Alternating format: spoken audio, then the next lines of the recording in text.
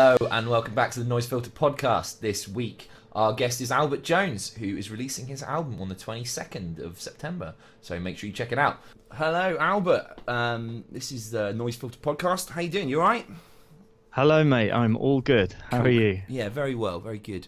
So I've been doing a couple of podcasts with a few people you know. Joe Francis, who you've joined on his label recently. Yeah. We've decided to become cohorts, soldiers of fortune. Yeah. On the under the Astral Fox Records. How's it to be independent? That's quite exciting, I'd imagine. Yeah. I suppose it's kind of always been like that for me. You just put music out and do some gigs. Put some music out, do some gigs. I don't know if I'd be able to handle all the pressure of all the other stuff, to be honest. No. I think I was talking to Joe, and he's saying that like it would be nice to be your own sort of be on your own timeline and not have to like kind of do things to someone else's schedule and have someone in your corner like that kind of gets what you're about. Absolutely. Like I think with the with music in the music industry, there's a lot of people who are very pushy and they all want you to do what they think you should do, or they want to push you in a certain direction. And at least with being independent and making music as and when you like and releasing it as and when you like, which obviously nowadays is easier than ever, there's a lot to be said for that, I think. Yeah, absolutely. Because turning creativity on to demand is like the destroyer of all good music, isn't it? It can be. Some people react to it better than others. But there's always so many sides, isn't it? Because it's often nice, when you have an artist that you really like and they don't release something for maybe 5 years and you're absolutely chomping at the bit to listen to the new stuff. Yeah. And it comes out and say, and then it's really, really good. And then you think, amazing, they've taken their time, that's great, they're not just banging it out. Yeah. And then but then equally there are acts that sometimes who are prolific, and you can find things in amongst all those releases that you love and maybe you don't love it all. There's two sides to it. I'd like to be someone I'd like to start releasing material year on year and not really be worried about tying into this system of releasing at certain times of the year and releasing an album or a single or an EP. I just think, okay, I've got 3 songs here, I can put those out, or I've written an album, I'll put that out, or here's a song that I wrote yesterday. I've recorded it at home, I could release that, I could put it on, it could be on Spotify within a week. Why not? It's kind of a little bit how you've got 3 singles out at the minute that you've had out for a little while. Right? There was 3. There was the first one, La Nuit, and then the second one was Come Alive, and the third one was Dreamers, which was, I think, was that in May? I think that came out, and then the album's out actually next week today. Oh my god, is that stressful, exciting? What's going on? It's just exciting. Like I say, I don't have the stress. I don't have a load of people badgering me. Yeah. To do this or do that. I mean, obviously, the other side of that is they're probably whisking you to various different promotional things that have been organised, whereas I'm lackadaisical when it comes to that stuff, to say the least.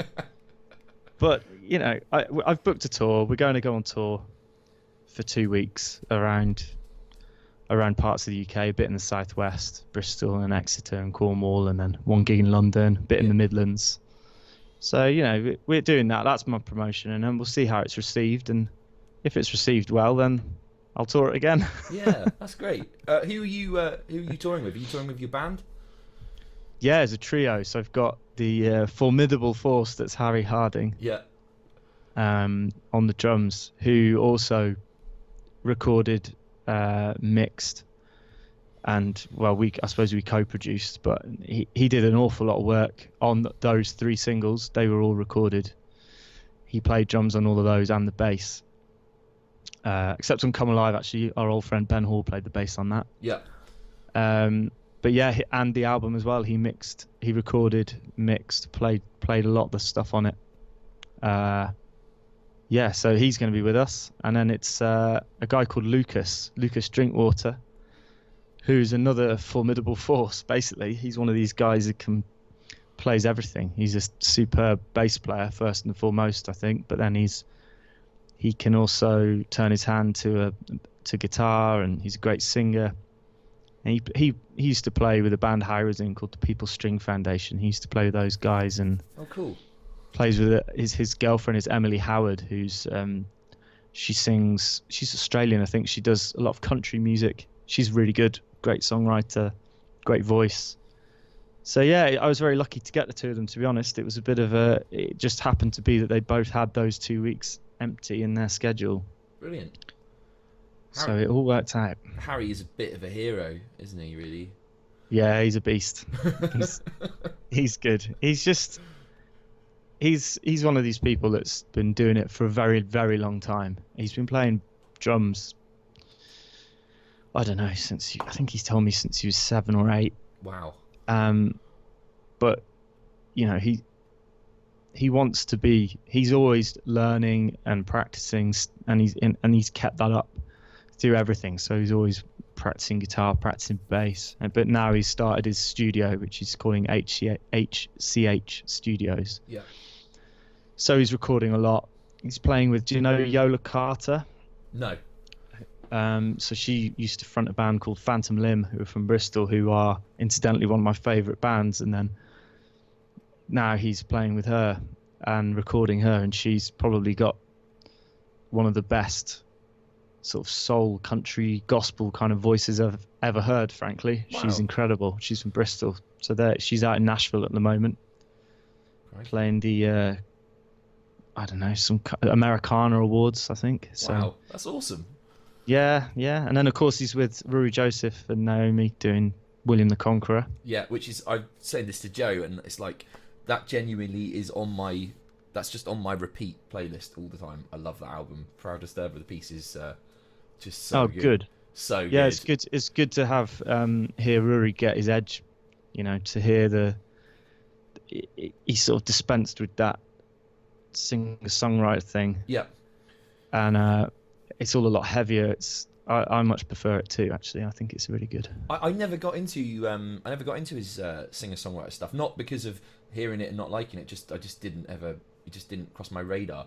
But I saw him play, like I do loads of gigs in the sort of same demographic area, and I saw him play like just a few times, either before or after we were going to play, and I just kind of started sort of catching him playing, and it's like, wow, this guy is good, really good. And then I bought his EP, and I just was waiting for his album to come out, and it's as good as I'd hoped it would be. So that's great. And isn't that great when that happens? Yeah, it's just a dream, isn't it? I love. I played 3 guitar solos on that album. I know all about it. I quite often go, that's Al, that is.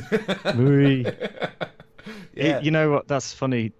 How that happened. That was a couple of years ago, actually. Wow.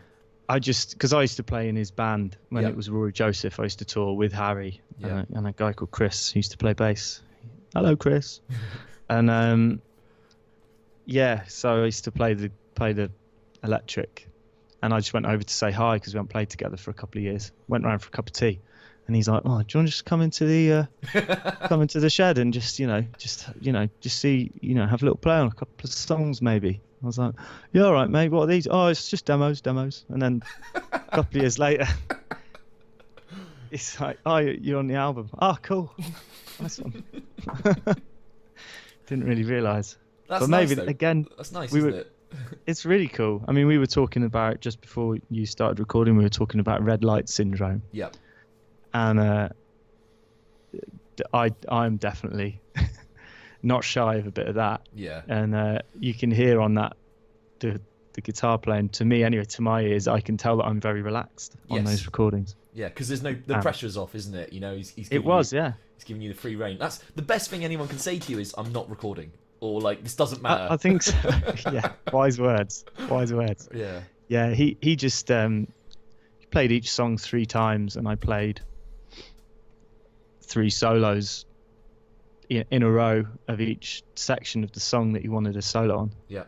I hope I'm not spoiling any of the Magic. The magic. And but yeah, I mean, I'd never even really heard them before. I thought I'd try and instinctively play what fitted, and then Yeah.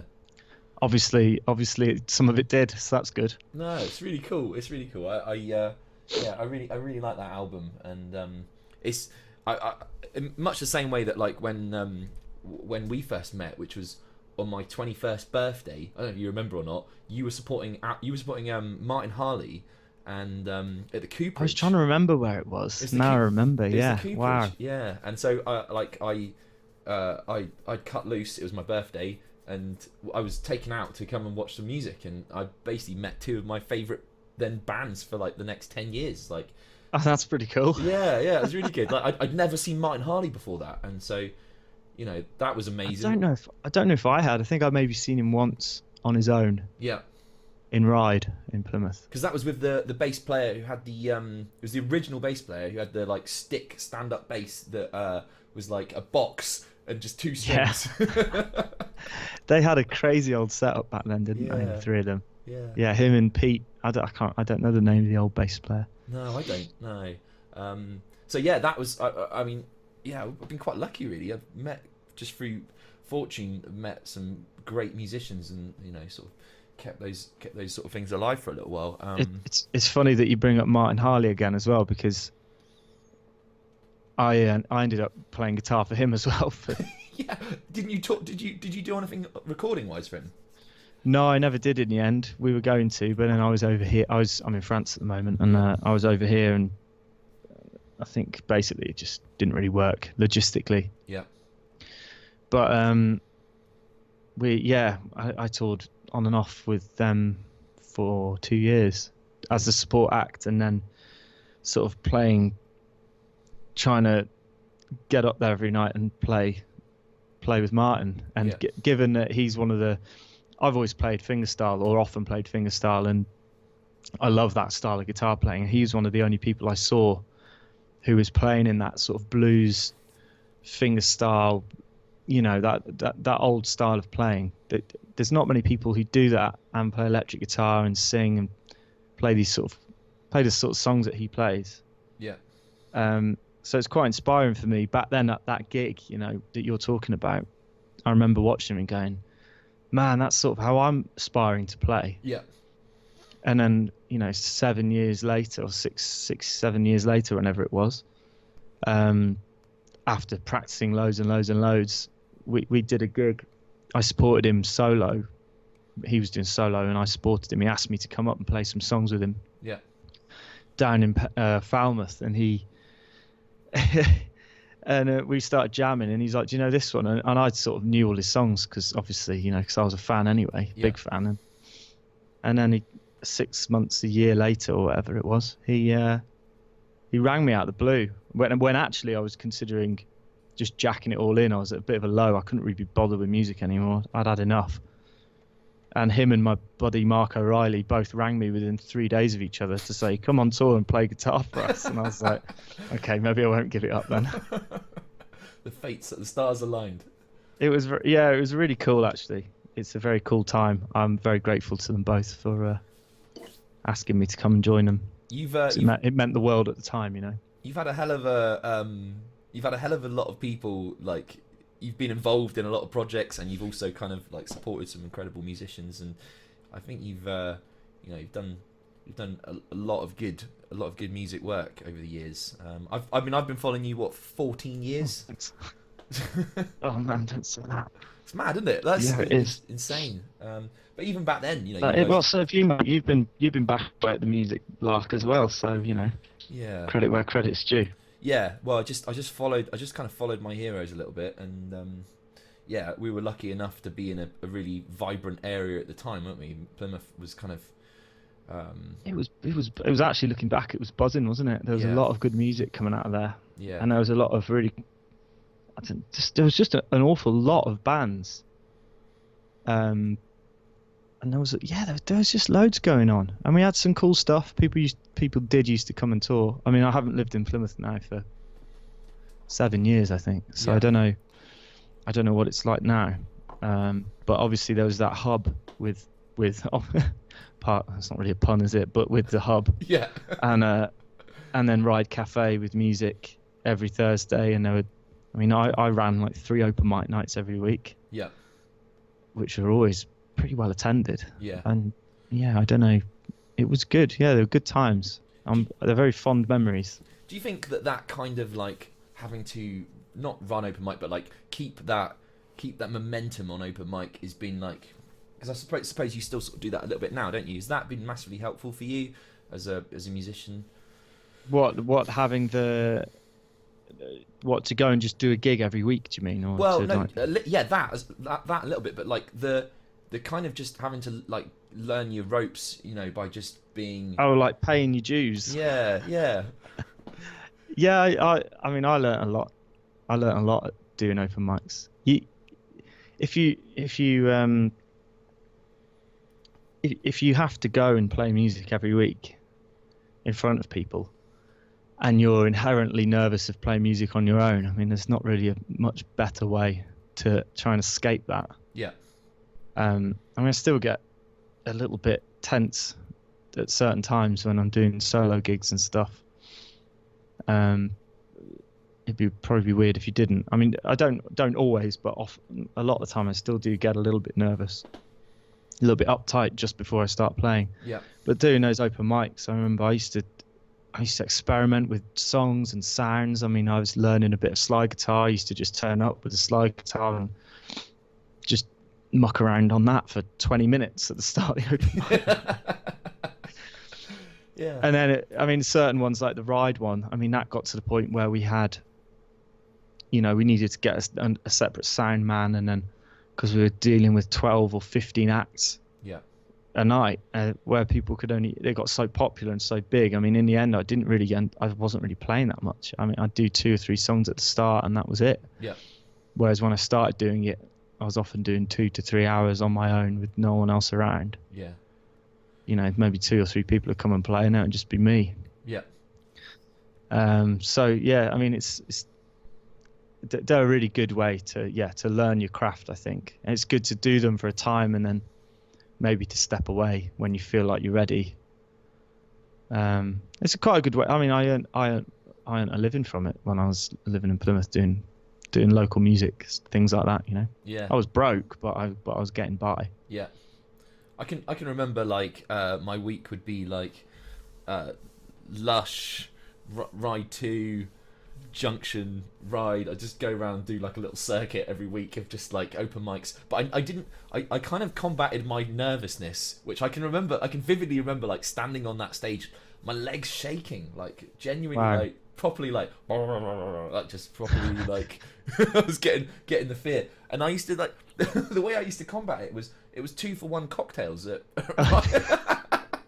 so by the time I'd get up I would be just so drunk, and it massively helped me be able to play drunk play in my mind drunk, which it was a really good time for me. I was really thankful for having such a cool group of people to like kind of just get an opportunity to go and play and like just hone my craft a little bit. It's never really truly been honed, but it was good. It was good opportunity. No, I know what you mean though. Yeah, it was a really nice group. There was a lot of support between the nights, because I remember down the road you'd have Joe Escott. He used to back bar or something. Yeah, so he ran his thing, and it was good. It was a good time. Yeah, good times. Do you have? So all these your listeners are going to be taking this trip down memory lane with us. Yeah. Were you also there? 2007 Ride. Back Cool, bar. Yeah, that's right. Do you have you sort of cultivated that similar situation in France, or is that sort of? Not particularly. I mean, what I do here is, as well as the original music, I play an awful lot of gigs. Yeah. In various different bands, so I'll play guitar for people. I'll do solo gigs, in bars, whatever. Yeah. I'm not precious about doing that. I still think it's a great way to earn a living. Yeah, for sure. But there's a pretty cool scene where I live. I mean, I don't do any open mic nights. I feel like I feel like I've sort of I've done enough of those. You've Doing graduated. 3 a week. Just I would do them again if it when the time's right. I'll do them again. But for now, now is not the time for me to do open mic nights. Yeah, you do open mic nights twice. One on the way up, one on the way back down again. Yeah.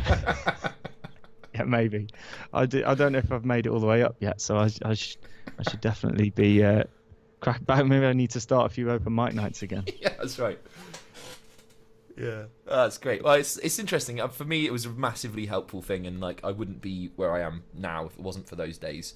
And I met some people that really kind of, made that whole transition into doing music on a more professional level possible. So yeah, it was great for me. Well, that's great. Excellent. Yeah. Same for me. Yeah. And now it's great because into the future, like say, releasing this album, working with another friend from Cornwall, and with this Astral Fox, Winter Mountain, Albert Jones, and then moving forward, trying to tour nationally and go out and just you just got to keep that ambition and keep pushing forward and trying to get bogged down in all the stuff that goes with doing music, which is I can't think of the words, but just all those feelings of fear and insecurity that writing and releasing music inevitably brings. You've just got to try and keep pushing through that and just keep doing it. And that's the key, because the joy is in doing it. The joy is in someone that for a gig, the festival gig that I did last week, there was a few people singing along to the words, and that's amazing, isn't it? That's beautiful. It's wicked. It's so cool. And I mean, that just even if it's a rubbish gig. Yeah. I mean, that was a good gig, but if it's a rubbish gig but two people at the end, or you feel like it's been a rubbish gig, this is an important point to make actually, because often the audience has enjoyed it and maybe you're not in the right place or something's not quite right. Yeah. But then a couple of people come up at the end and just say, "That's really cool, man. I've been listening to your stuff for a while," and they're like, "Oh man, no way, that's awesome." Yeah, for sure. It's incredibly like, I can't think what the word is, but yeah, it's incredibly gratifying. No, that's not the right word, but yeah, it absolutely makes it all worthwhile, doesn't it? It's like those little moments kind of carry you through. Yeah, it really does. Yeah. It really does. It feels great, and then you do the gig the next night, and maybe the gig goes better just because those, you might just be feeling a bit more chipper. It's a bit of a roller coaster, Yeah. Added in with the independence of it all is the total roller coaster of emotion that you go through every time. Yeah. You record an album and then you spend a week. I mean, the process for me of making an album not an album, but recording pretty much anything is, you record it, and if you think it sounds good, you listen to it for a week. Yeah. Giving yourself lots of nice pats on the back. Well done. Yeah. And then maybe a month later, you're like, "Oh God, this is rubbish. I hate this song. I hate this song. I hate all music. Yeah. Is there a rock I can go and crawl under?" Yeah. And then 6 months later, you listen to it, gosh, that's pretty good. Yeah. I'm glad I released that. Yeah. What's the recording process? We were talking earlier about like your setup and stuff. What's your sort of recording process and writing and stuff? How does that work for you? The writing side of it is, I just sit with a guitar typically. Yeah. And I just play a few chords and see if something sounds nice, and then I sort of sing a load of gobbledygook over the top, just sort of melodies, and then often what will happen is I'm playing something and then a melody will hit, and the melody, the good ones normally hit with a lyric at the same time. Mm-hmm. And then I focus in on that, and then I tend to construct the whole song from that point on. Okay. So whatever that normally whatever that hook, or the hook could be a guitar part with just a really simple lyric over the top, or it could be a really simple chord with a really strong melody. But then I tend to just fiddle around with that, and then very often then if it's really good, feeling really good at that point, the rest of the song happens quite quickly. Yeah. And then but then there's sometimes you'll write it and then rearrange it into something. So on the new album, there's a couple of songs like "Come Alive" used to be a really slow, almost like a ballad. Yeah. And then I thought, nah. I'm all right for that. Yeah, I mean, I write enough of those. Yeah. I have a tendency to write quite slow acoustic sort of ballady songs. Yeah. So I have to sometimes just give myself a little Kick up the bum. put some fire up my ass Yeah.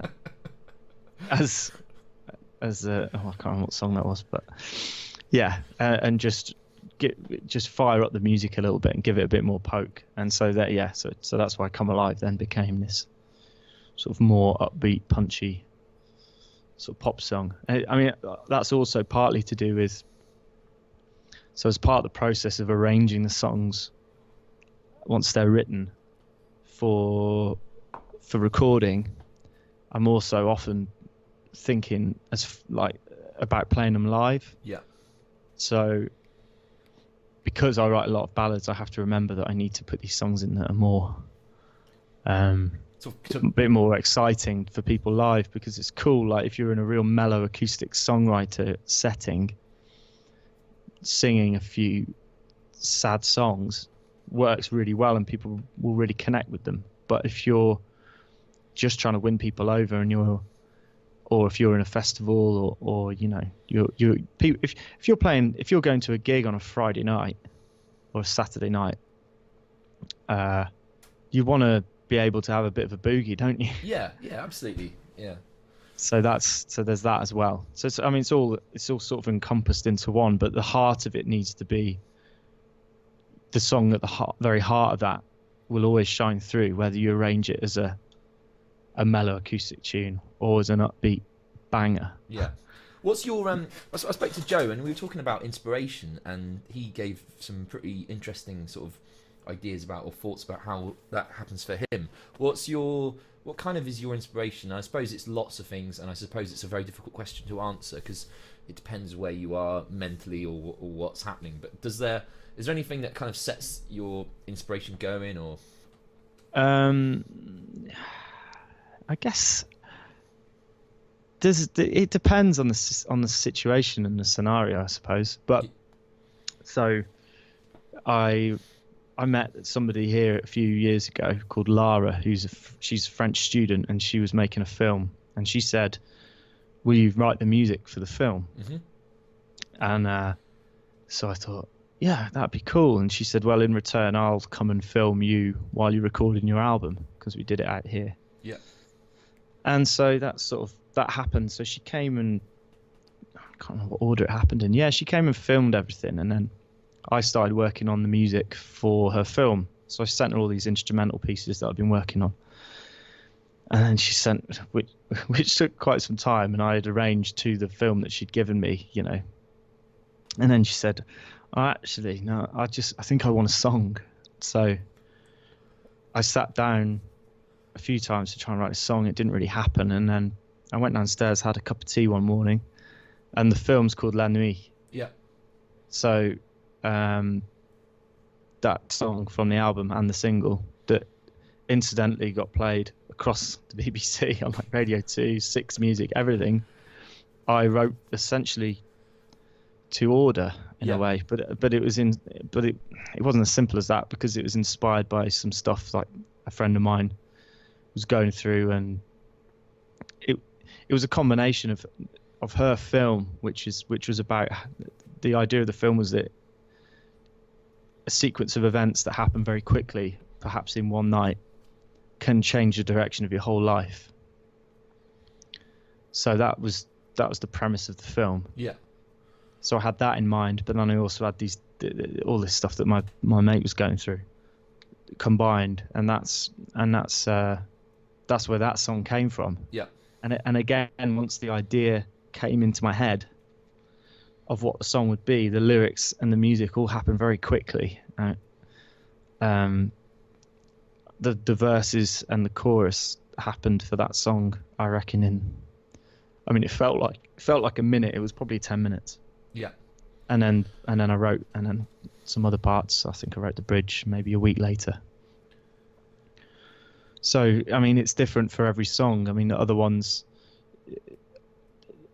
often I try not to just. It's not just one specific event that you want to write about. It's like a whole series of things, or you want to pull.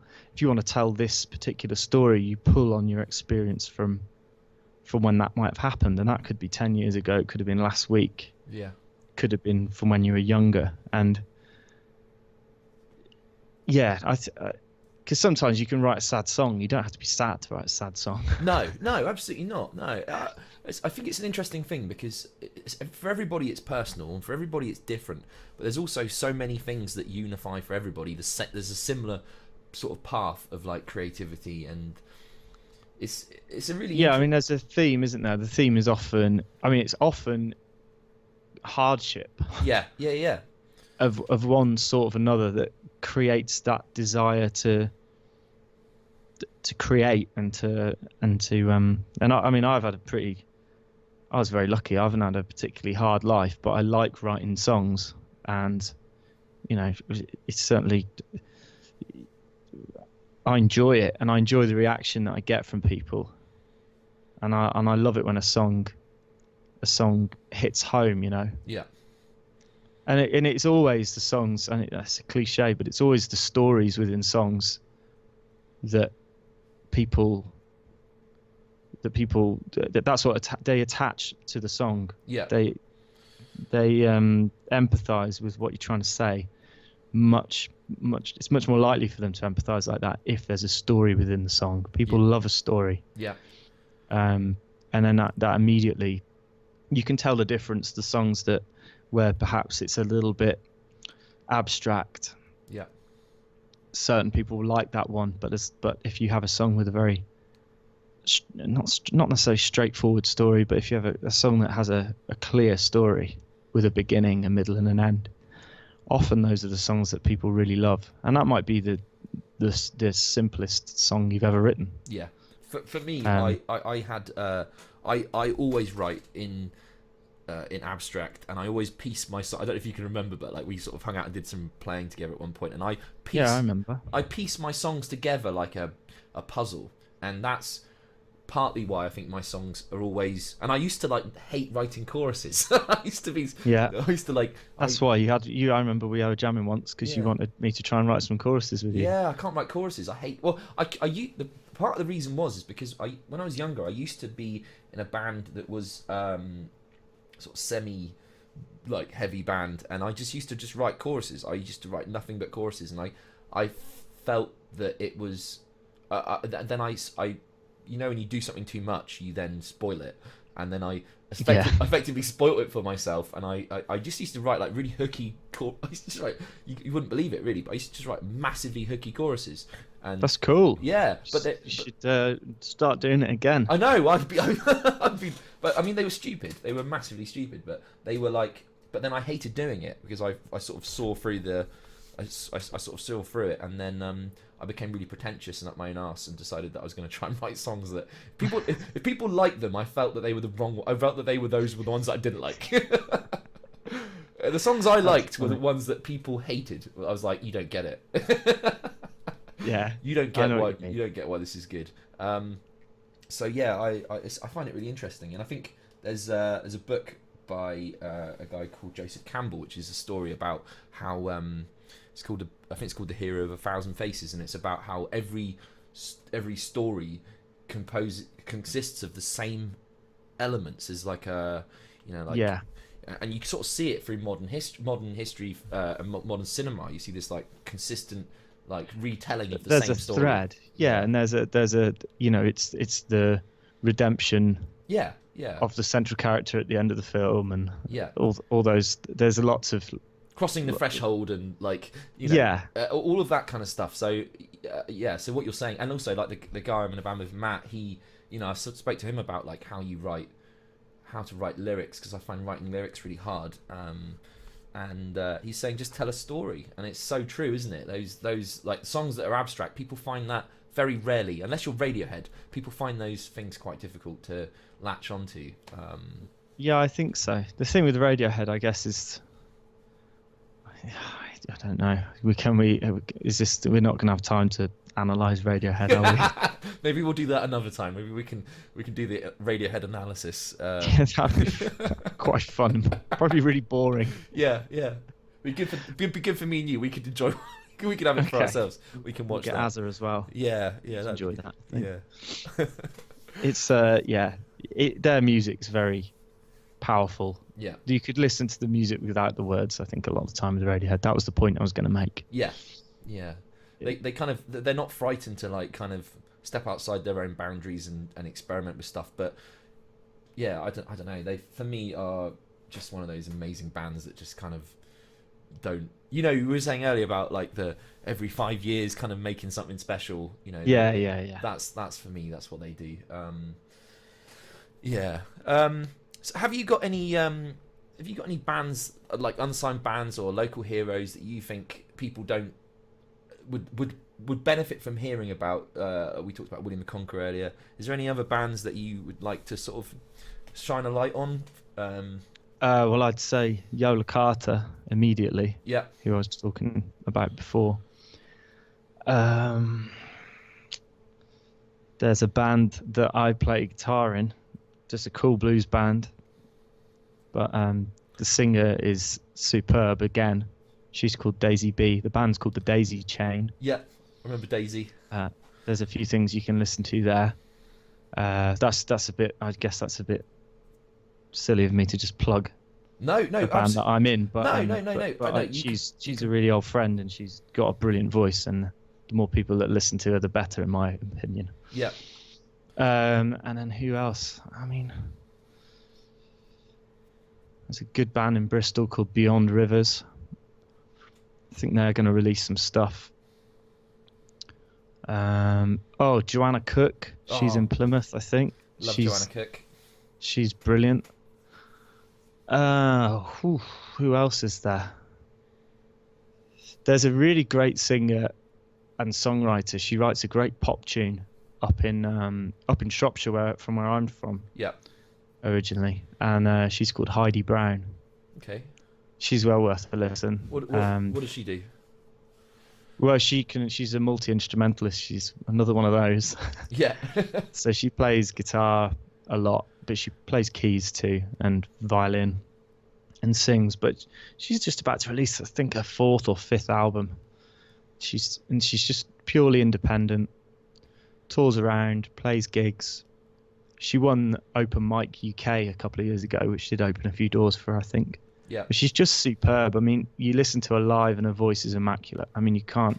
She's a bit like Joanna. Stylistically, they're completely different. Yeah. But with, that perfect voice that you just can't, that's just flawless. You can't fault it. I mean, you don't hear a bum note through a gig. Yeah. And which again is what I hear in Yola as well. She's the same. I saw Joanna Cook play at Leapalooza this year, and she was, she's brilliant. She's so good. She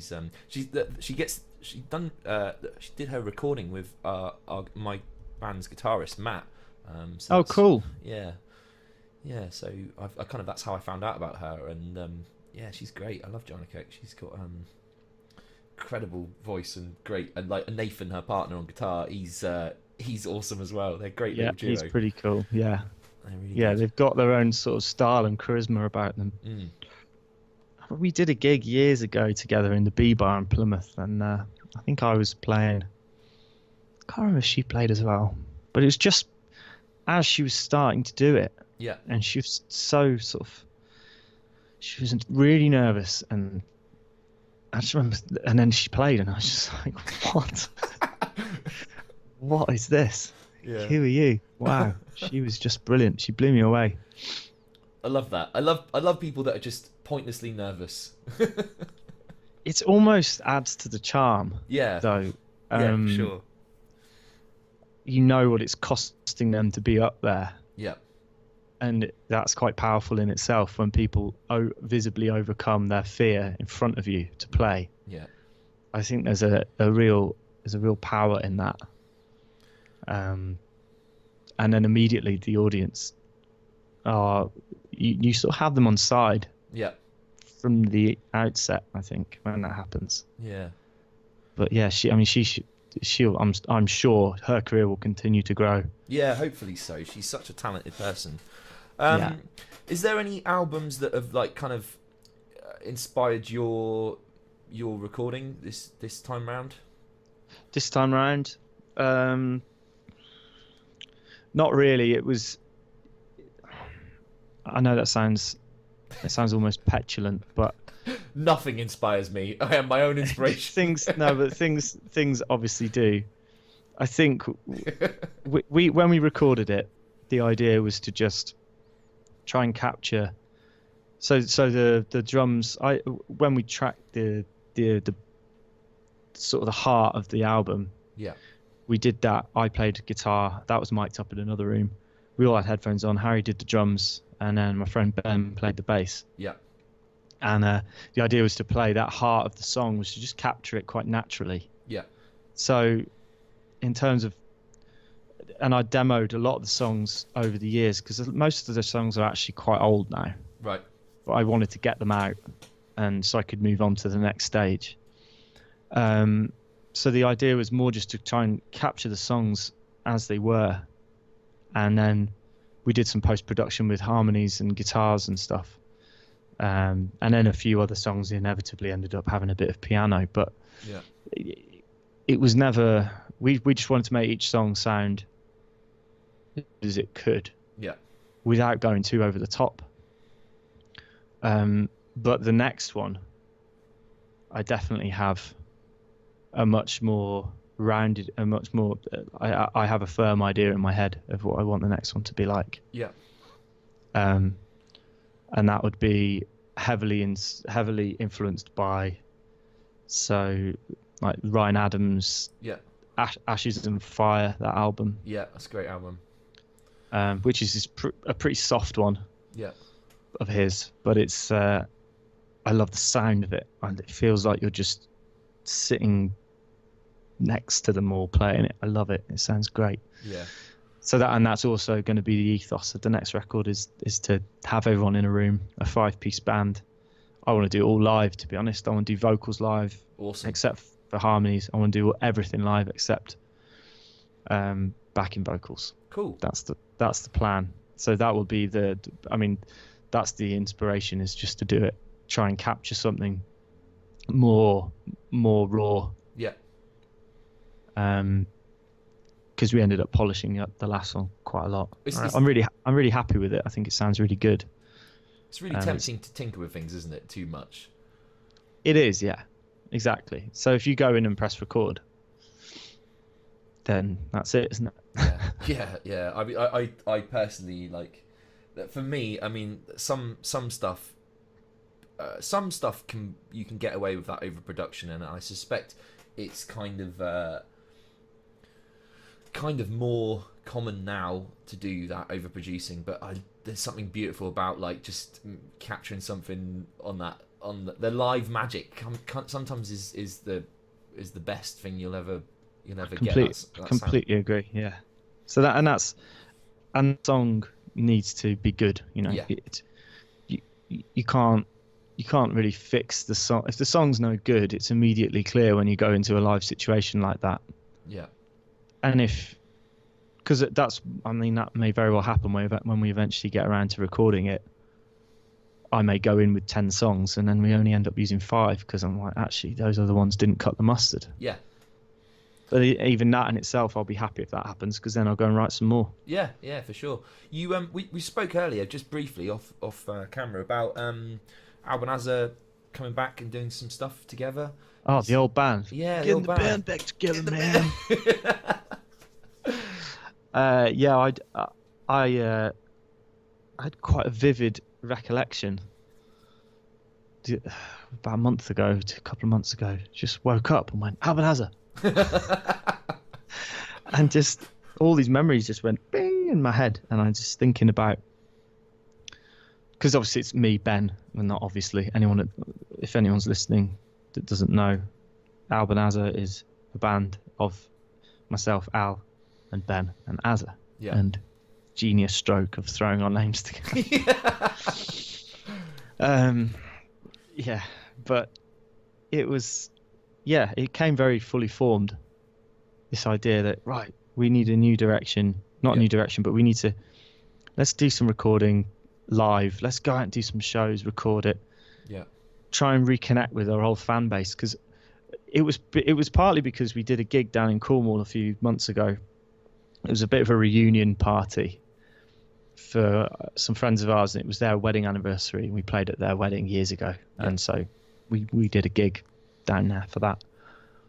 And it wasn't it wasn't so much the gig that got me thinking. It was the people in the audience and the connection that they all had through the band. Yeah.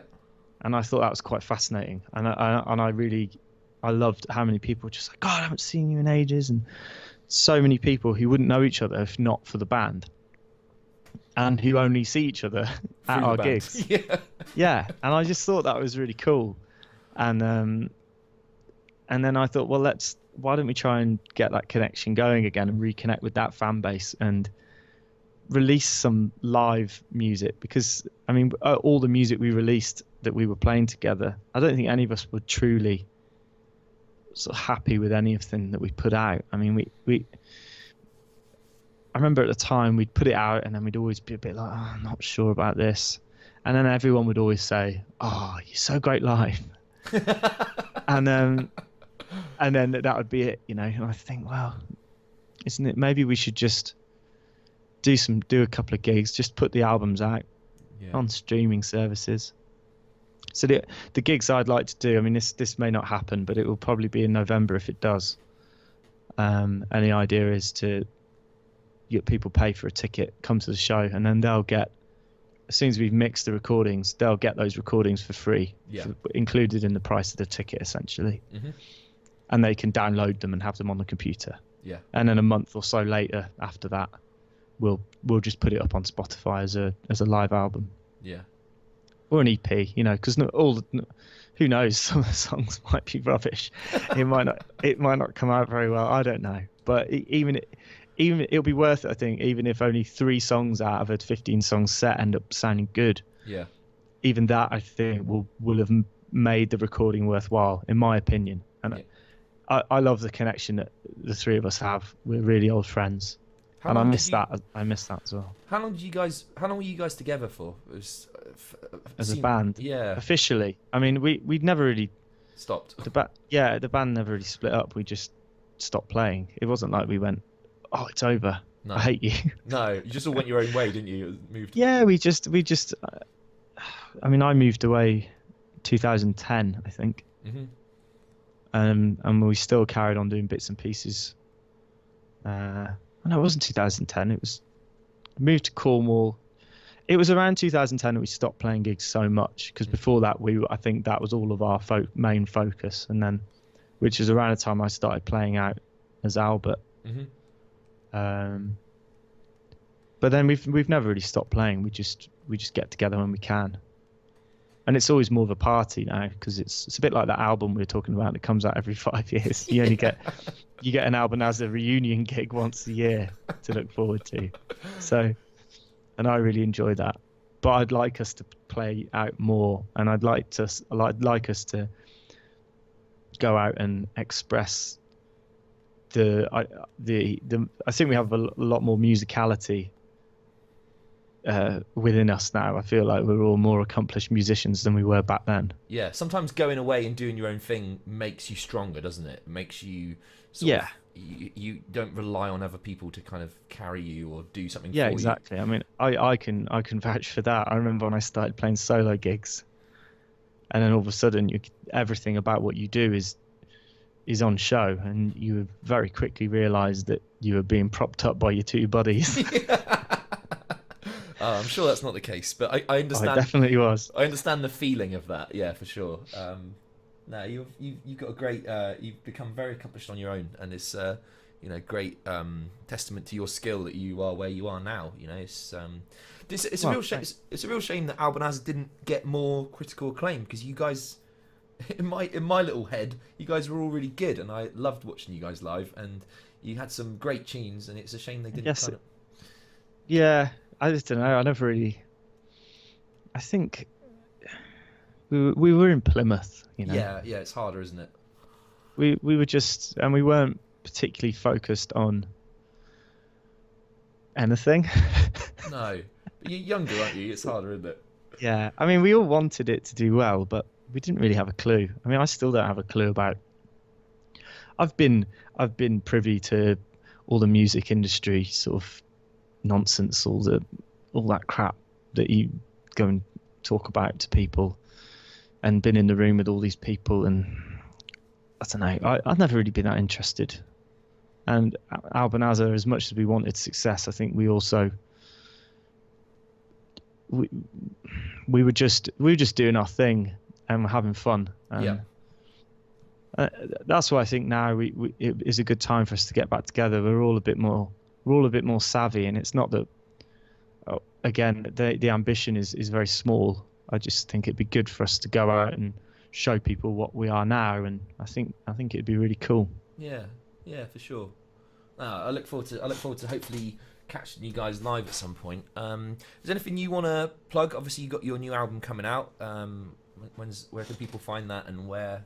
Okay, so that's out on the 22nd of September, and that'll just be out on all of the all your standard streaming services. That's next Friday, incidentally. Yes. Week today. And then I'm off on tour in October, and you can find those dates at albertjones.co.uk. There's not a huge amount of dates. I think there's 8 or 9 shows on there. One of which is supporting one of my absolute heroes, Scott Matthews. Oh, awesome. At the Bower House in Totnes. So I'm looking forward to that. Great venue. I love that venue. It's a superb venue, yeah. Chris, who's the promoter there, has over the years has done a brilliant job.